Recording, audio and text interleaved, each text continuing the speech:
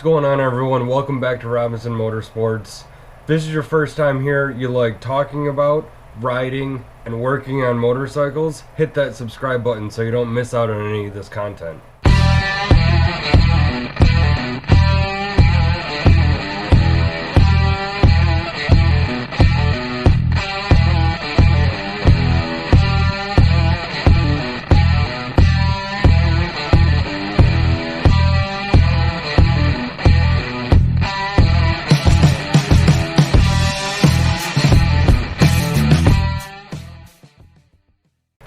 Today I want to talk about these wrist goggles that I've been wearing for a little bit. I really like them. For the price, they're almost unbeatable.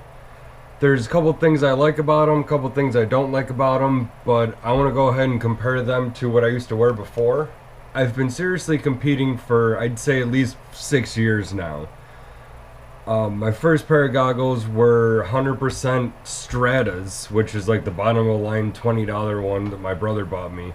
I liked them, but the face foam here, it got kind of abrasive, and they were good goggles. They had the best field of view at the time, and I really liked them. So I started buying the Acuris, which are these right here.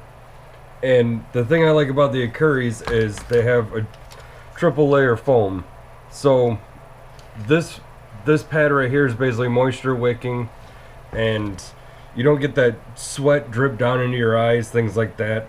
The ventilation's great in them, the field of view is great, and they offer a roll-off system to forecast for them. So I've ridden with these goggles for at least 4 years with the roll-offs. I got away from Tearoffs because a lot of the racing that I do and riding I do is on private property, and I don't like to litter. So I decided to just go straight roll-offs for a while. So with that aside, if you don't wear 100% goggles or you've never seen them, that's pretty much what sums up 100% in my eyes. Moving on to the wrist goggles, the foam is exactly the same. Super comfortable. That transition wasn't hard at all. The space between the top brim here and the nose piece is a little bit wider than what the 100% is, and you can see a lot more. I think you can see a lot more through the wrist goggles. I do like the integrated nose piece, but I had to take the nose piece off of my helmet here to fit the goggles. They kind of bound up a little bit in there. It's not, I'd rather have them on my goggles because that's actually closer to my nose than on my helmet. So that's a plus for these. The ventilation's great. If you see right here, they have these little bars that come out that hold the straps. That actually holds your straps a little bit wider and pushes the goggles onto your face a little bit better. Both of these goggles have a 45mm strap with the silicone on the inside of it. The 100% ones are a little bit thinner silicone than these. I feel like these are a little bit harder to get off at times, but it's also good because they don't move around at all. You don't get any of the, like a tighter strap on one side or loose one on the other, and it doesn't really, they stay on your face inside your helmet almost perfectly. I love it. I saw that Wrist came out with like the Ripper. It's like electronic puller deal for your roll-offs.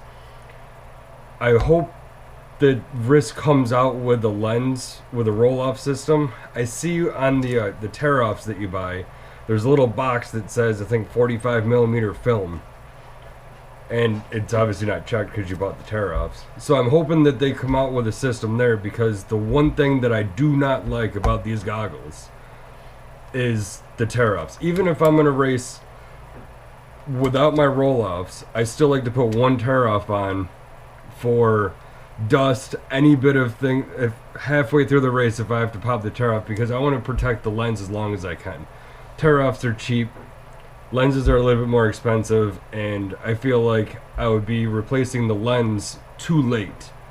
I'd just get lazy and I deal with the one scratch that I have, or I just write that pair of goggles off and buy a new pair. So I always run at least one Tearoff. Even though I don't like Tearoffs, I always try to run at least one to protect that lens.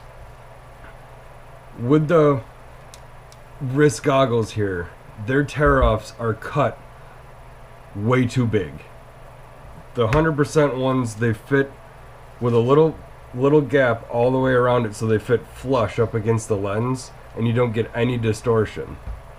The Risk ones, you can already see there's a distortion up here, and they fit loose. I always end up trimming the top of it right here just so it fits on there better. They don't fit too well on the posts, at least not as well as the 100%s do, but it's a small price to pay. My vision is distorted, which I always end up popping that Tearoff, and just whenever I wear these, I always end up just not putting a Tearoff on them, or just getting rid of the Tearoff, trying it, and then ended up getting pissed off and tearing it off, even with it cut at the top, because they just fit a little too loose for my liking. But all in all, I think they're a bigger goggle. We can put the nose, you can see right there, it's definitely a bigger goggle. And the fit, the comfort compared to the 100% is almost the exact same, and I believe they're like $20 cheaper. I'd have to look up the prices again. I got these at a little bit of a discount, but I would suggest buying them. For the price, you really can't beat it. Stratas are definitely if I'm tired and I just want to race, I'll grab the Strata with the roll-off on it before I grab my Risk. If it's going to be muddy. If it's not going to be muddy and it's a 2-hour, 3-hour race, I'll end up grabbing my Risk ones, because I know that these ones fit more comfortably and I won't be needing any type of goggle or lens clearing deal. So that's what I have to say about the Risk Jack goggles. I'm probably going to buy another pair just to keep a spare, so when I start running these, and like I said, I hope Risk actually follows through and comes through with that roll-off system, because they're going to be my go-to goggle if that happens. Hope you like what you see, and see you guys in the next one.